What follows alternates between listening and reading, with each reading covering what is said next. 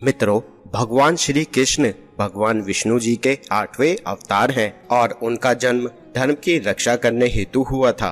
जैसा कि आप जानते हैं कि द्वापर युग में बहुत अधिक अन्याय बढ़ चुका था और ऐसे में धर्म और ज्ञान की स्थापना करना अनिवार्य था और इसी उद्देश्य के कारण भगवान श्री कृष्ण ने जन्म लिया। भगवान श्री कृष्ण महाभारत युद्ध के एक मुख्य पात्र थे। उन्होंने ज्ञानियों की स्थापना कर मनुष्यों को ये शिक्षा दी कि धर्म की रक्षा करना केवल भगवान का ही कर्तव्य नहीं बल्कि उनका भी कर्तव्य है। मित्रों, आप ये तो जानते ही हैं कि महाभारत के युद्ध में कई वीर योद्धा वीर गति को प्राप्त हुए। आज हम जानेंगे कि भगवान श्री कृष्ण ने जरासंध नामक योद्धा को महाभारत युद्ध के शुरू होने से पहले ही हरा दिया था, क्योंकि वो जानते थे कि जरासंध महाभारत के युद्ध में होता तो नतीजा कुछ और ही हो सकता था। आइए जानते हैं मित्रों कि भगवान श्री कृष्ण ने ये अद्भुत कार्य आखिर कैसे करा। नमस्कार मित्रों, आपका एक बार फिर तहे दिल से स्वागत है आपके अपने चैनल सनातन डायरी में। मित्रों, जरासंध महाभारत कालीन मगध राज्य के नरेश थे। जरासंध ने बहुत से राजाओं को अपने कारागार में बंदी बना के रखा था, पर उसने कभी किसी को मारा नहीं था। उसका कारण ये था कि वह चक्रवर्ती सम्राट बनने की लालसा हेतु इन राजाओं को बंदी बनाकर रख रहा था, ताकि जिस दिन 101 राजा हों तो वो महादेव को प्रसन्न करने के लिए उन सभी राजाओं की बलि दे सके। वह मथुरा के नरेश कंस का ससुर एवं परम मित्र था। उसकी दोनों पुत्रियों का विवाह कंस से हुआ था। मित्रों, आइए जानते हैं कि जरासंध का नाम कैसे पड़ा और उसका जन्म कैसे हुआ था।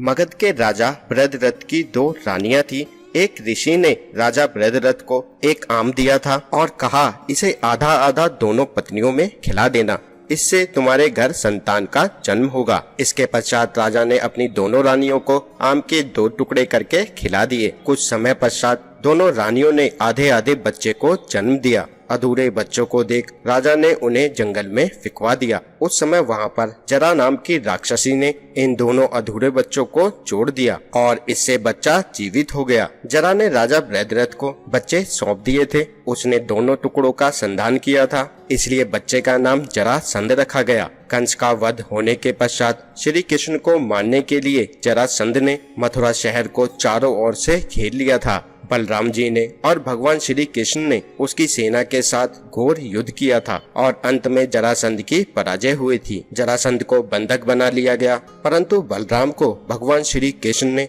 जरासंध का वध करने से रोक दिया और उसको मुक्त कर छोड़ दिया। ऐसा भगवान श्री कृष्ण ने कई बार किया। कहते हैं कि जरासंध ने भगवान श्री कृष्ण को मारने के लिए 17 बार मथुरा पर चढ़ाई की थी और 17 के 17 बार वह असफल रहा। जरासंध यदि महाभारत के युद्ध में होता तो युद्ध का नतीजा कुछ और ही होता। भगवान श्री कृष्ण को पता था कि महाभारत का युद्ध होना है। जरासंध को किसी भी तरह से मारना असंभव था, लेकिन भगवान श्री कृष्ण ने उसको मारने की एक योजना बनाई। योजना द्वारा भीम और जरासंध का मल्ल युद्ध आयोजित किया गया। ये युद्ध कई दिनों तक चला था। भीम जब भी जरासंध के शरीर के 2 हिस्से करते तो वे दोनों हिस्से आपस में जुड़ जाते थे। तब भगवान श्री कृष्ण ने भीम को संकेत दिया कि जरासंध के शरीर के दोनों हिस्सों को अलग अलग दिशाओं में फेंकें। भगवान श्री कृष्ण के इस संदेश को समझकर भीम ने ऐसा ही किया और इस प्रकार जरासंध मारा गया। बाद में जरासंध के पुत्र ने युधिष्ठिर को अपना समर्थन दे दिया और साथ ही उन्हें सम्राट भी घोषित किया और इसी तरह पांडवों का राज्य इंद्रप्रस्थ चारों ओर बढ़ता गया। जरासंध से युद्ध करवाकर श्री कृष्ण ने बहुत सूझबूझ दिखाई। उनके लिए उससे युद्ध करना बहुत ही आम बात थी, लेकिन अगर वे खुद उससे युद्ध करते तो पांडवों को उनका राज्य नहीं मिल पाता और भीम इतने महान योद्धा नहीं कहलाते।